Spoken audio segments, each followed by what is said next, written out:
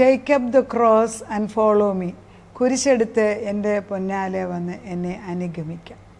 ഇത് യേശുവിൻ്റെ കമാൻഡ്സാണ്. ഈ ദിവസങ്ങളിലെല്ലാം ക്രിസ്തു പറഞ്ഞ കമാൻഡുകൾ അല്ലെങ്കിൽ കൽപ്പനകൾ. കൽപ്പന എന്ന് പറയുമ്പോൾ നമ്മളത് ചെറുതായിട്ട് എടുക്കല്ലേ. കൽപ്പന വായിച്ച് കേൾപ്പിക്കാൻ നമ്മൾ ചർച്ചിലൊക്കെ കേൾക്കാറുണ്ട്. കൽപ്പന വായിച്ചാൽ അത് ഫോളോ ചെയ്യണം, നിർബന്ധമാണ് ദൈവത്തിന്.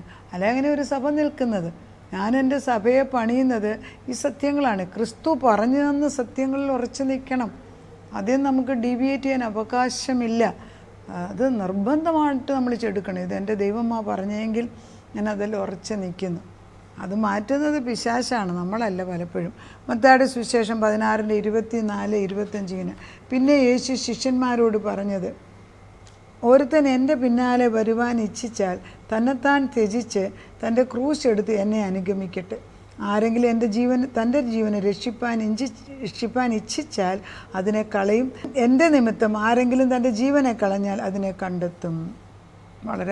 ഒരു മനുഷ്യൻ സർവ്വലോകവും നേടിയിട്ട് തൻ്റെ ജീവനെ നഷ്ടപ്പെടുത്തിയാൽ അവന് എന്ത് പ്രയോജനം? അപ്പോൾ നമ്മൾ നിത്യമായ ജീവൻ്റെ ഉറവിടമാകുന്ന ക്രിസ്തു പറയുന്നത്, അവൻ പറയുന്നത് അനുസരിക്കുന്നത് എനിക്ക് നന്മയ്ക്ക് വേണ്ടിയാണ്. ഇപ്പോൾ ഒരു ഭാര്യ ഭർത്താക്കന്മാർ ഒന്നിച്ച് താമസിക്കുമ്പോൾ, ഭാര്യ ഭർത്താവ് ഒന്നിച്ച് താമസിക്കുക, ആ വീട്ടിൽ പല കാര്യങ്ങൾ ഭാര്യയെ ഏൽപ്പിക്കും. ആ ഭർത്താവ് അങ്ങോട്ട് പോകുമ്പോൾ ഭാര്യ മറ്റുള്ളവരോടൊക്കെ അത് പറഞ്ഞുകൊണ്ട് നടന്നാൽ എങ്ങനെയാണ് കാര്യം നടക്കുന്നത്? ആ ഭർത്താവ് പറയുന്ന അതേപോലെ വരയ്ക്കും വെള്ളിക്കും മാറാതെ നിൽക്കുന്ന സ്ത്രീകളുണ്ട്. എനിക്കറിയാം അങ്ങനെയുള്ളവർ. എന്തൊരു തീഷ്ണതയാണെന്ന്. അവർ കാര്യങ്ങൾ ചെയ്യും. അതുകൊണ്ടാണ് സാമർഥ്യമുള്ള സ്ത്രീയെക്കുറിച്ച് അവളുടെ ഭർത്താവ് അവളിൽ വിശ്വസിക്കുന്നു എന്ന് പറയുന്നത്. എത്ര പേരുണ്ട് ആ കൂട്ടത്തിൽ? ഇപ്പം നമ്മൾ കല്യാണം കഴിച്ചു കഴിഞ്ഞാൽ, ഇപ്പോഴത്തെ കാലത്ത് കല്യാണം കഴിഞ്ഞാൽ ഭാര്യയ്ക്കും ഭർത്താവിനും 2 അക്കൗണ്ടാണ്. ഭർത്താവിൻ്റെ അക്കൗണ്ട് എല്ലാ പണിയും അവർ ഉപയോഗിക്കും. ഭാര്യയുടെ തൊടും തന്നെ അവർ വഴക്കുണ്ടാക്കും. അന്നേരം ഡിവോഴ്സും വാങ്ങിക്കും. ഇങ്ങനെ ദൈവം എന്ത് നിയോഗിച്ചോ അതിൽ നിന്നൊക്കെ വിപരീതമായ ഒരു കാലത്തിൽ ആര് വിളിച്ചു പറയും സത്യം? ഭർത്താവ് പറയുന്നു, if anyone would ever follow me let him deny himself, take up the cross and follow me. For whoever would save his life will lose it, but whoever lose his life for my sake will find it. ആരെങ്കിലും, അതാണ് ഭർത്താവ് പറയുന്നത്, ആരെങ്കിലും എൻ്റെ നാമത്തിൽ തൻ്റെ ജീവനെ രക്ഷിപ്പാൻ ഇച്ഛിച്ചാൽ, നമുക്ക് വേണ്ടി സ്വന്തം കാര്യത്തിന് വേണ്ടി അത് നശിച്ചു പോകും. പക്ഷെ എൻ്റെ നിമിത്തം ആരെങ്കിലും തൻ്റെ ജീവനെ കളഞ്ഞാൽ അതിനെ കണ്ടെത്തും. അപ്പോൾ എനിക്ക് വേണ്ടി, ക്രിസ്തുവിന് വേണ്ടി നിങ്ങൾ എന്തെങ്കിലും ത്യജിക്കുന്നു എങ്കിൽ ദൈവത്തെ ഓർത്ത് നമ്മൾ ചെയ്യുന്ന പ്രവൃത്തികൾ ആദ്യമേ ദൈവത്തിനെ അങ്ങ് സമർപ്പിക്കുക. നല്ലതോ തിന്മയോ എന്നുള്ളതല്ല. ദൈവമേ, ഞാനിങ്ങനെ ഒരു കാര്യം ചെയ്യാൻ പോകുന്നു, ഇതിൻ്റെ വരുംവരെയായികൾ എനിക്കറിഞ്ഞുകൂടാ, പക്ഷെ ഞാനിത് അങ്ങ് നിന്നെ കണ്ണടച്ച് വിശ്വസിച്ച് ഏർപ്പിക്കും. കർത്താവ് വാതിൽ കൊട്ടി അടയ്ക്കും വേണ്ടാത്തതെങ്കിൽ, പക്ഷെ ചോദിക്കാതെ ചെയ്യൂല. Holy Spirit is a gentleman. പരിശുദ്ധാത്മാവെന്ന് പറയുന്നത് നല്ലൊരു പുരുഷനെ പോലെയാണ്. അത് വിളിച്ച് നമ്മൾ വാതിൽക്ക് വന്നാലും അകത്ത് കയറാൻ പറയാതെ ഒരു കയറൂല. അതുപോലെയാണ് പരിശുദ്ധാത്മാവ്. പിശാച് തള്ളി കയറും. എത്രയും വേഗം കയറി നമ്മളെ ഇല്ലാതാക്കി വെച്ച് അവനെന്ത് ചെയ്തു? അവൻ ദൈവത്തിൻ്റെ അല്ലല്ലോ, അവൻ്റേതല്ലല്ലോ. നമ്മൾ ദൈവത്തിൻ്റെ മക്കളല്ലേ. മനുഷ്യ സൃഷ്ടി മുഴുവനും ദൈവത്തിൻ്റേതാണ്. അത് മനസ്സിലാക്കി ദൈവത്തോടുള്ള വൈരാഗ്യമേ മനുഷ്യനെ കൂടെയൊക്കെ ചെയ്യിപ്പിക്കുന്നത്. അല്ലാതെ നമ്മൾ XYZ he doesn't care. നമ്മളത് മനസ്സിലാക്കാതെ ബുദ്ധിഹീനരാകരുത്. കർത്താവ് പറയുന്നു, മർക്കോസിൻ്റെ സുവിശേഷത്തിൽ 1:17 പറയുന്നു, follow me, I will make you become fishers of men. മർക്കോസിൻ്റെ നമ്മളോട് കർത്താവ് പറയുന്ന 1:17 വായിക്കാം. നല്ല നല്ല നല്ല വാഗ്ദത്തങ്ങൾ നമുക്ക് തരുമ്പോഴേ അത് പ്രാപിച്ചെടുക്കണം എന്നുള്ളൊരാഗ്രഹം, അതാണ് വേണ്ടിയത്. ഒരു കാര്യമായിരിക്കും ചിലപ്പം തൊടുന്നത്. 1:17 ഇങ്ങനെയാണ് വായിക്കുന്നത്, മീൻപിടുത്തക്കാരോട് പറയുകയാണ്, നിങ്ങൾ എന്നെ അനുഗമിപ്പീൻ, ഞാൻ നിങ്ങളെ മനുഷ്യരെ പിടിക്കുന്നവരാക്കും എന്ന് പറഞ്ഞു. ഉടനെ അവർ വല വിട്ട് അവനെ അനുഗമിച്ചു. അവിടെ നിന്ന് അല്പം മുൻപോട്ട് ചെന്നപ്പോൾ സെബെദിയുടെ മനുഷ്യനായ യാക്കോബും അവൻ്റെ സഹോദരനായ യോഹന്നാനും പടയിലിരുന്ന് വല നന്നാക്കുന്നു. ഉടനെ അവരെയും വിളിച്ചു. അവർ അപ്പനായ സെബെദിയെ കൂലിക്കാരോടുകൂടെ പടകിൽ വിട്ടിട്ട് അവനെ അനുഗമിച്ചു. You are actually hearing one voice. ഇത് നമ്മളെ ഭൂമിയിലോട്ട് പറഞ്ഞു വിടുന്നതിന് മുമ്പേ ദൈവശബ്ദവുമായിട്ട് നമ്മൾ കണക്റ്റഡാണ്. അത് എപ്പോഴാണ് ഇവർ തിരിച്ചു വരുന്നതെന്നുള്ളത് നമുക്കറിയത്തില്ല. അതുകൊണ്ടാണ് കർത്താവ് പറയുന്നത് എപ്പോഴും വചനം പറഞ്ഞുകൊണ്ടിരിക്കണം. ആരാ എപ്പോഴാണ് കേൾക്കുന്നതെന്ന് നമുക്ക് പറയാനൊക്കെ ഇതില്ല. പക്ഷെ നമ്മൾ പറയാതിരുന്നത് എങ്ങനെയാണ്? പറയുക, അയച്ചുകൊണ്ടേയിരിക്കുക. വചനം വായുവിൽ എപ്പോഴും ജീവനായിട്ട് നിൽക്കത്തക്ക വിധത്തിൽ പ്രവർത്തിക്കും. അത് ദൈവത്തിൻ്റെ ജോലി. നമ്മൾ പറയാതെ എങ്ങനെയാണ്? പറയുക. യോഹന്നാന്റെ സുവിശേഷം 8:12 പറയുന്നു, ഞാൻ ജീവൻ്റെ വെളിച്ചമാകുന്നു. അപ്പോൾ കർത്താവിൻ്റെ വെളിച്ചം, യേശു എന്ന പേര് പറയുമ്പോൾ അവിടെ വെളിച്ചം വരികയാണ്. യേശു എന്ന പേര് എല്ലാവർക്കും പറയാനൊക്കൂല. എന്തുകൊണ്ടാണ് യേശുക്രിസ്തുവിൻ്റെ പേര് പറയുന്നിടത്ത് പ്രശ്നം ഉണ്ടാക്കുന്നത് മനുഷ്യർ വന്ന്? കാരണം ദുഷ്ടശക്തികൾക്ക്, ദുഷ്ട ആത്മാക്കൾക്ക് ശരീരമില്ല. ആ ദുരാത്മാക്കൾ മനുഷ്യനിൽ കയറിയിട്ട് മനുഷ്യരെ കൊണ്ട് ദൈവത്തിന് വിപരീതമായിട്ട് ചെയ്യിപ്പിക്കുന്നു എന്നല്ലേ ഉള്ളൂ. അതിനകത്ത് ആരും വരും? നമ്മൾ എത്രയോ മിഷനറിമാർ നമ്മുടെ ലോകത്തിൽ, അതായത് കാലാകാലങ്ങളിൽ ദൈവം അയക്കുന്ന മിഷനറിമാരെ അല്ലെ പ്രോഫറ്റ്സിനെ എല്ലാം കൊല്ലുന്ന ഒരു സ്വഭാവം നമുക്കുണ്ട്. അത് ഇന്നലെയും തുടങ്ങിയതല്ല. എന്നാൽ നമ്മളൊക്കെ വചനം പറയുന്നത് പോലും ദൈവത്തിൻ്റെ ആ കവചത്തിനകത്ത് ദൈവം ഒരു പ്ലാറ്റ്ഫോം ദൈവം നമുക്ക് തന്നിരിക്കുക. അത്രേ നമുക്ക് ചെയ്യാനൊക്കത്തുള്ളൂ. അതിൽ കൂടുതൽ ചെയ്യാൻ ആഗ്രഹിക്കുന്നില്ല. നിന്നെ ഏൽപ്പിച്ച താലന്തുകളെ നീ ഉപയോഗിക്കുക. യോഹന്നാന്റെ സുവിശേഷം 8:12 പറയുന്നത്, I am the light of this world, he who follows me will not walk in darkness but will have light of life.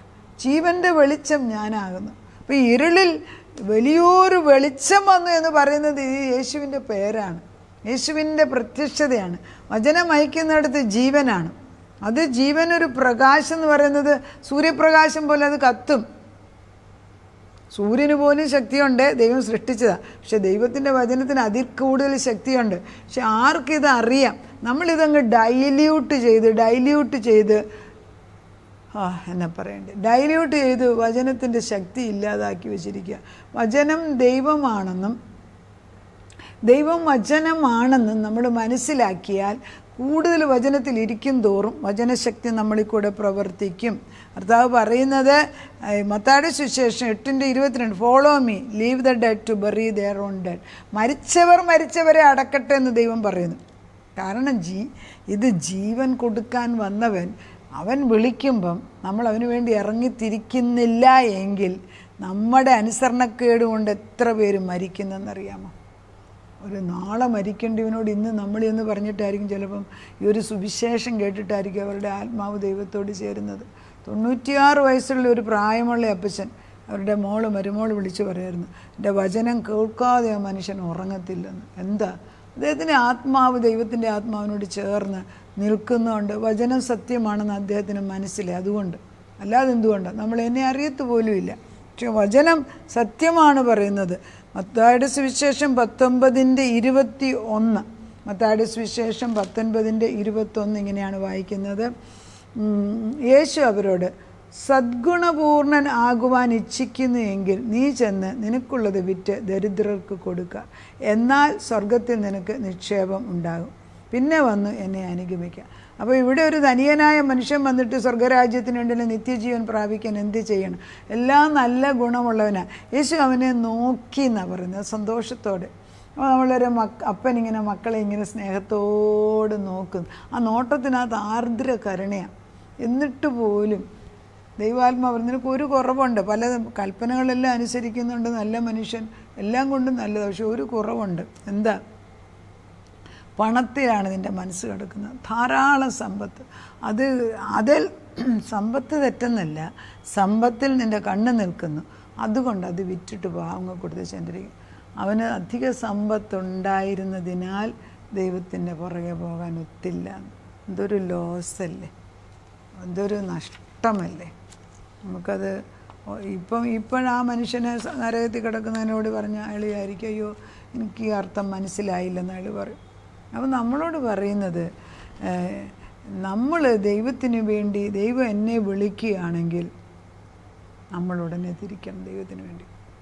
കർത്താവ് യോഹന്നാന്റെ സുവിശേഷം 1:14 നമ്മൾ വായിക്കുമ്പോൾ ദൈവം ആദിയിൽ വചനമായിരുന്നു, വചനം ദൈവമായിരുന്നു, വചനം ദൈവത്തോട്, വചനം ദൈവമായിരുന്നു.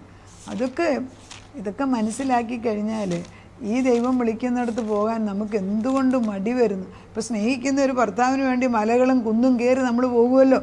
ഭർത്താവ് ഭാര്യയ്ക്ക് വേണ്ടി ഏത് കഷ്ടവും സഹിക്കുന്നുണ്ടല്ലോ. എന്തുകൊണ്ട്? നമ്മുടെ ദൈവത്തിന് വേണ്ടി അത്രയും സ്നേഹം നമ്മൾ ദൈവത്തിന് കൊടുക്കുന്നില്ല എന്നുള്ളതാണ്. അത് കൊടുക്കണം, അത് നിർബന്ധമാണ്. എൻ്റെ സുവിശേഷം 1:1 ആദിയിൽ വചനമുണ്ടായിരുന്നു, വചനം ദൈവത്തോടു കൂടിയായിരുന്നു, വചനം ദൈവമായിരുന്നു, അവൻ ആദിയിൽ ദൈവത്തോടു കൂടെ ആയിരുന്നു, സകലവും അവൻ മുഖാന്തരം ഉളവായതൊന്നും അവനെ കൂടാതെ ഉളവായതല്ല. അവനിൽ ജീവനുണ്ടായിരുന്നു, ജീവൻ മനുഷ്യരുടെ വെളിച്ചമായിരുന്നു, വെളിച്ചം ഇരുളിൽ പ്രകാശിക്കുന്നു, ഇരുളോ അതിനെ പിടിച്ചേക്കില്ല, അടക്കത്തില്ല. നമ്മളത് മനസ്സിലാക്കണം. ഈ സത്യങ്ങളാണ്. കർത്താവ് ഒരു വാക്യം, ഇതിപ്പം follow me take up the cross എന്നൊക്കെ ഞാൻ പറയുന്നെങ്കിലും എല്ലാവരിലും ഇത് തൊടത്തില്ല. ചില സമയത്ത് ചെന്ന് തൊടും. അത് ചിലപ്പോൾ ഇന്നായിരിക്കും. കർത്താവ് പറയുന്നത് I will make you fishers of men. അതൊരു ഭാഗ്യമാണ്. നമ്മൾ ഈ സുവിശേഷങ്ങളും ദൈവവചനവും പറഞ്ഞിട്ട് ഓരോരുത്തർക്ക് അതിന് ഉത്തരം കിട്ടി അവർ ദൈവത്തിലേക്ക് അടുത്ത് വരുമ്പം അതിൽ കൂടിയ പ്രതിഫലം വേറൊന്നുമില്ല. ഒരാളിൻ്റെ, ഒരു വ്യക്തിയുടെ ആത്മാവിൻ്റെ വില ഈ ലോകത്തിലുള്ള സകലത്തിനെക്കാട്ടിലും വില കൂടുതലാണെന്ന് യേശു പറയുന്നു. അങ്ങനെ എത്ര കിരീടം നമ്മൾ പ്രാപിച്ചിട്ടുണ്ട്. ജീവകിരീടം കൊടുക്കുക, ദൈവത്തെ അനുസരിക്കുക. നമുക്ക് പ്രാർത്ഥിക്കാം. നാഥ, take up the cross and follow me. ശരിയാണ്, നീയാണ് ഞങ്ങളെ വിളിച്ചതെങ്കിൽ നീ ഇറങ്ങി വാ, ഞാൻ മനുഷ്യരെ പിടിപ്പിക്കുന്നവരാക്കുമെന്ന് പറഞ്ഞു. ഈ ശിഷ്യന്മാരൊക്കെ അത് കേട്ടു. അവർക്കൊക്കെ ചെറിയ ചെറിയ ജോലിയുള്ളവരാണ്, പക്ഷെ നല്ലവണ്ണം പ്രയത്നിച്ച് ജോലി ചെയ്യുന്ന മീൻപിടുത്തക്കാർ, രാവും പകലും ഒരുപോലെ കഠിനമായി ജോലി ചെയ്യുന്നു. അങ്ങനെയുള്ളവരൊക്കെ തന്നെയാണ് നീ വിളിച്ചത്. അവരെല്ലാം അവരുടെ ജോലി ഇട്ടെറിഞ്ഞ്, അറിയാവുന്ന ജോലി ഇട്ടെറിഞ്ഞ് അറിയാൻ വയ്യാത്ത ദൈവത്തിൻ്റെ കൂടെ ഇറങ്ങിത്തിരിച്ചു. അത് പിതാവാം ദൈവം ആകർഷിക്കാതെ ആരും വരുന്നില്ല. അതുപോലെ തന്നെ ഞങ്ങളുടെ കുടുംബങ്ങളിൽ ദൈവവിളി ഉണ്ടായിട്ട് കേൾക്കാതിരിക്കുന്ന മക്കളുടെ മേൽ ഈ വചനം ചെന്ന് കൊള്ളട്ടെ. ഈ വചനം ജീവനാണ്. ഇത് ഇരുട്ടിൽ വലിയ പ്രകാശമായിട്ട് ചെന്ന് കൊള്ളണം. ഇരുട്ടിന് അതിന്മേൽ ആധിപത്യം ഇല്ല. കർത്താവേ, നീ വചനമാകുന്നു, വചനം ജീവനാകുന്നു, വചനം ദൈവമായിരുന്നു. അത് യേശുക്രിസ്തു തന്നെ. ആ ദൈവത്തിൻ്റെ ആത്മാവ് വചനമായിട്ട് ചെന്ന് നമ്മുടെ തലമുറകളുടെ മേൽ ചെന്നിട്ട് തലമുറകളുടെ മേൽ അബ്രഹാമിൻ്റെ, ഇസഹാക്കിൻ്റെയും യാക്കോബിൻ്റെയും ദൈവം വേർതിരിച്ചവരെ കർത്താവ് വചനം ചെന്നുകൊണ്ട് മീൻ പിടിക്കുന്നവരും മനുഷ്യരെ പിടിക്കുന്നവരാക്കി തീർക്കണമേ. ലോകത്തിൻ്റെ പുറകെ ഓടി നടക്കുന്ന ഈ മക്കൾ ദൈവത്തിൻ്റെ മക്കളെ ആക്കി തീർക്കുവാനുള്ള വരമുള്ളവരാണ്. കയ്യിൽ വലയും കൊടുത്ത് നീ അവരെ പറഞ്ഞു വിടുമ്പം വിശ്വസ്തയോടെ മീൻ എങ്ങനെ പിടിക്കണമെന്ന് പഠിപ്പിച്ചവൻ മനുഷ്യരെ പിടിപ്പിക്കാനും പഠിപ്പിക്കും. തലമുറകളിൽ കൂടെ അനേക മക്കൾ യേശുവിൻ്റെ രക്ഷയിലേക്ക് കടന്നു വരട്ടെ. നാഥാ, നീ അത് ചെയ്യുന്നതിനും ചെയ്യാൻ പോകുന്നതിനും നന്ദി പറയുന്നു. പ്രാർത്ഥനയായിട്ട് ഉത്തരം തന്നതിന് നന്ദി. യേശു ക്രിസ്തുവിൻ്റെ പൊന്നുനാമത്തിൽ തന്നെ. ആമേൻ.